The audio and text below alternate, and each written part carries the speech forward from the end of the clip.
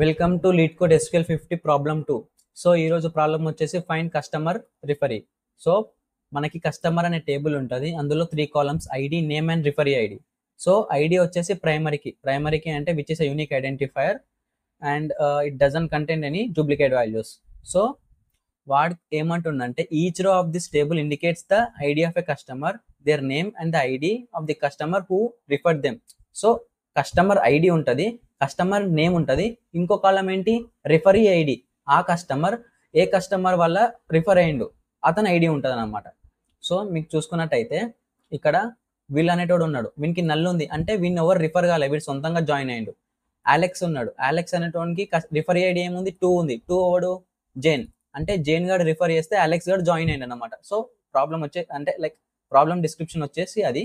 So వాడు ఏం find out చేయమంటుండు, find the names of the customer that are not referred by the customer with ID 2.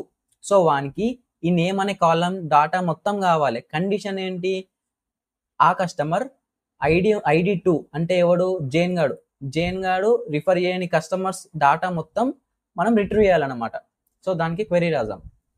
So query వచ్చేసి select, మనకి ఏం కావాలి, నేమ్ కాలం కావాలి కాబట్టి select name from table name వచ్చేసి కస్టమర్, వేర్ కండిషన్ ఏంటి రిఫరీ ఐడి 2 ఉండొద్దు, where referee ID not equals to 2. So not equals to అని మనం ఇలా రాసుకోవచ్చు.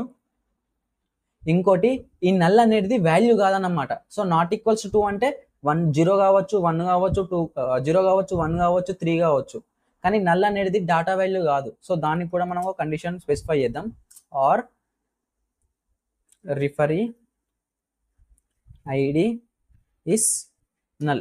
సో ఏంటి, మనకి కస్టమర్ అనే టేబుల్ నుండి నేమ్ అనే డాటా వస్తుంది. కండిషన్ ఏంటి, రిఫరీ ఐడి 2 ఉండొద్దు, మళ్ళీ లేదా రిఫరీ ఐడి నల్ అని ఉండొచ్చు. Let's execute this query.